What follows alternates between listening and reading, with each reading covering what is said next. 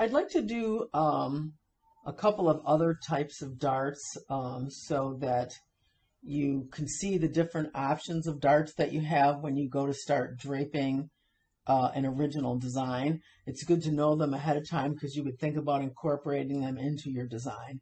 And so one of the darts I'd like to show you is called a French dart. It's a little old-fashioned, but it's a very elegant kind of dart that runs from the bust down low on the side seam. So it really sort of adds to the illusion of the waistline being smaller. So what I want you to do is prep your fabric and mark it with the horizontal balance line for the bust.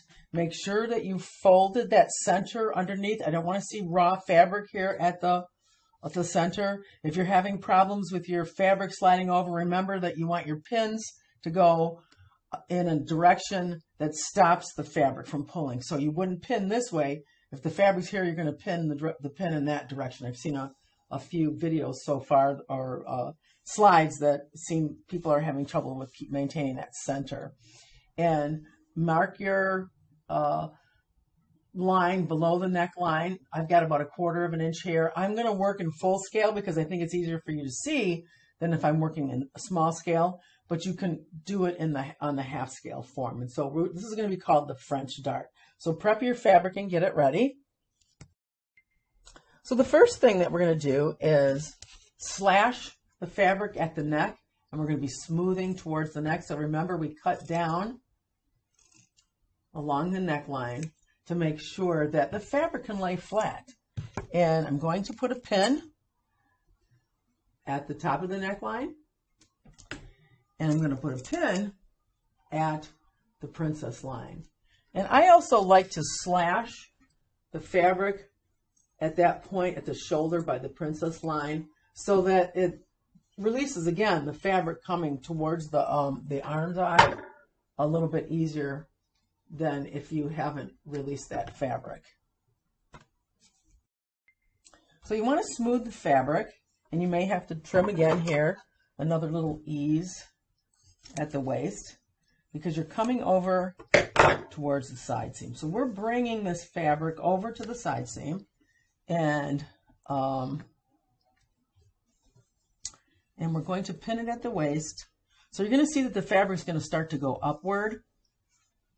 You can't maintain that horizontal grain here. It's moving in a little bit of an upward fashion. And you're going to pin up the side of the side seam.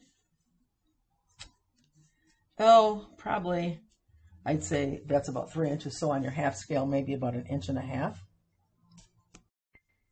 So the excess fabric, we're going to sort of like brush it downwards, and we're going to go around and mark the entire armhole, come up to the side seam under the arm.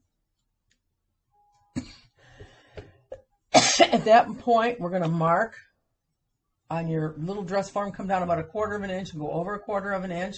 And this is where we're adding wearing ease. Full scale, you would add about 1/2 inch wearing ease under the arm. Sometimes I think 1/2 inch, that's what's recommended, but it's a little sloppy, so sometimes I do it a little bit less. And then you're just smoothing down your side seam to match where you've pinned the side seam below. And you can see that the dart take up is underneath. So this becomes your dart underneath. And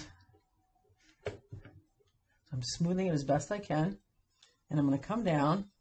And I'm folding the dart right here. And you can see that it comes down to about, 1 inch or so above the waistline. That's the French dart. It's angling down. And you can adjust the angle to be lower. You don't want to bring this down into the waistline because then it's difficult to sew. So you can see if I added 1/2 inch seam allowance over here, the bottom part of the dart is not in the front waistline at all. If it's too low, it really makes an odd looking dart when you make your pattern.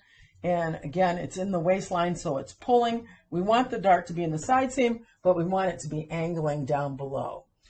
So all I want for you guys to do is you don't have to make a pattern. You just want to mark everything and then photograph it on the dress form, and then you'll be submitting that as a dart example. We're not going to actually sew these, but it will be good for you to have an example of the French dart. When we transfer a French dart to our pattern, you can see that it kind of takes a turn and makes a really funny kind of corner when you true it up. So for now, just mark it and trim it all off and save it so that you have an example of a French dart. Mark it as a French dart. So you can see here that I've marked the dart. I've marked my side seam. I've marked the arm's eye, my waist, my shoulder, my neckline. Try working towards having these really nice, neat lines marked so that when you take this off, you're able to create the pattern. So I took it off the dress form and I traced the dart, and you can see what happens with this type of dart when you true it up at the bottom.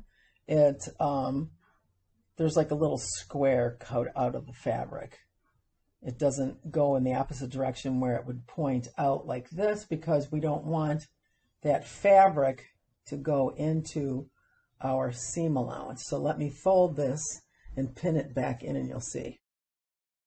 So you should be able to see here that the seam allowance is where the French dart is captured.